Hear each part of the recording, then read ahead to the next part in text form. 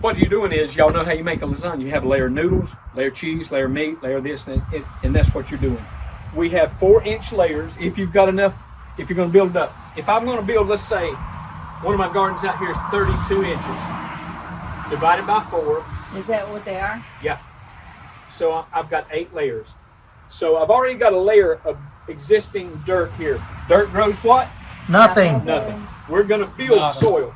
So the next one I put, what I do is I've got the dirt down here.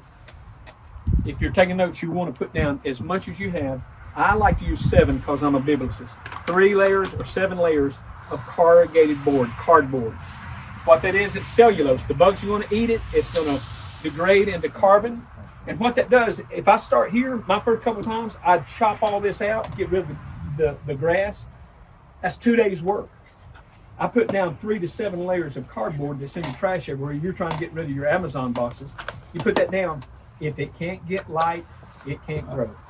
Y'all know if you have a layer of leaves or you leave a metal lid to a trash can out, for 2 weeks you pick it up and that grass is dead or it's white or light green.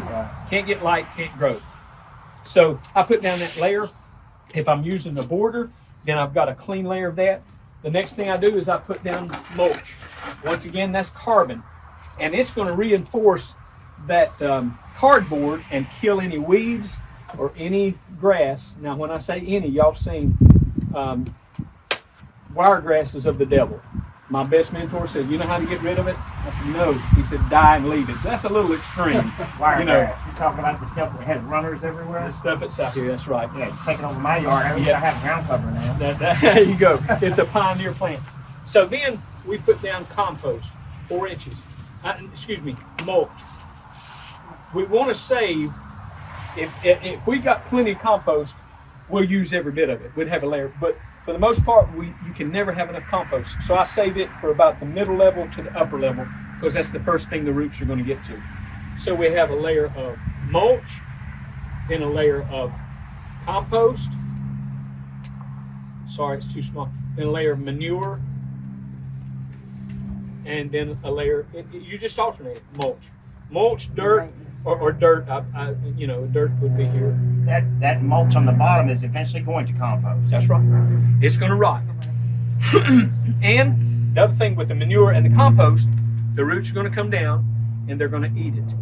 That was probably one of the key things Mike Price taught me, is that the garden is a living thing.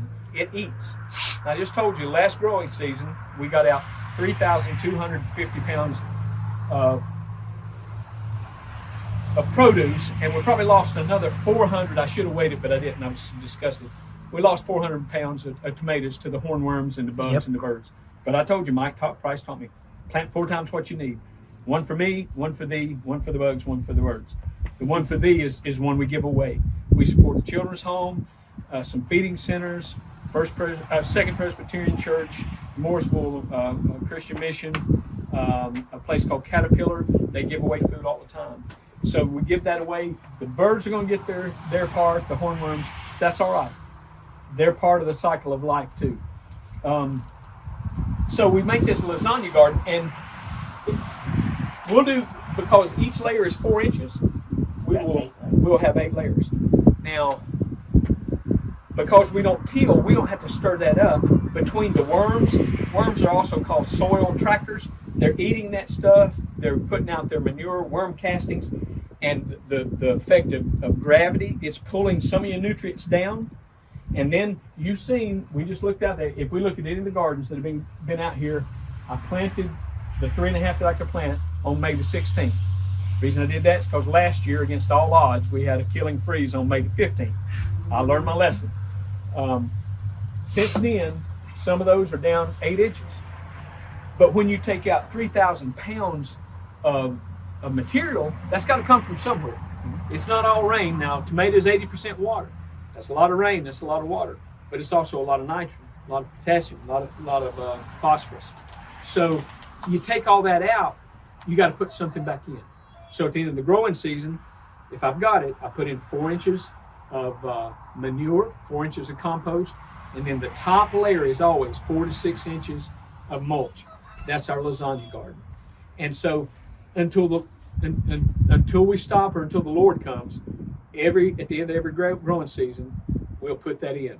Now, one of the lessons, if we have time, I would really like to show you. There are tricks of the trade that we do about soil texture. You remember, if Rodney trusts me enough, praise be to Jesus, we don't plow.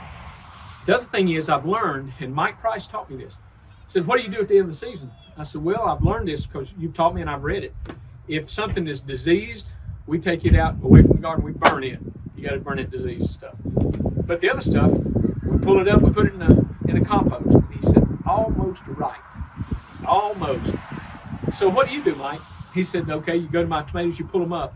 And so you got roots that long, you pull it up.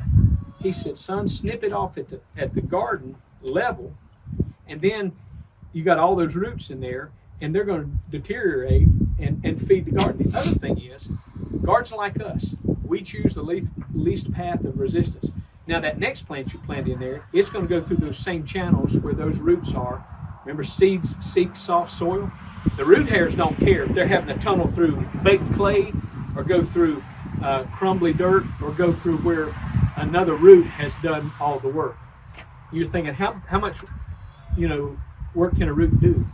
Anybody ever seen a tree bust up a parking lot? Yeah. Or a sidewalk? Yeah. They're powerful.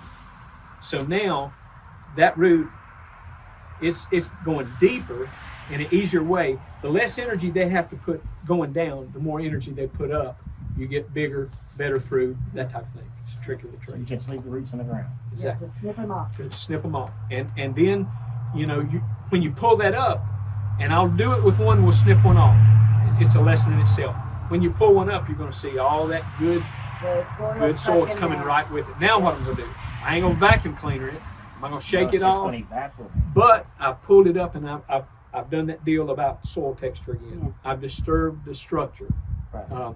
So it's the And then it's going to allow evaporation of the soil. Exactly.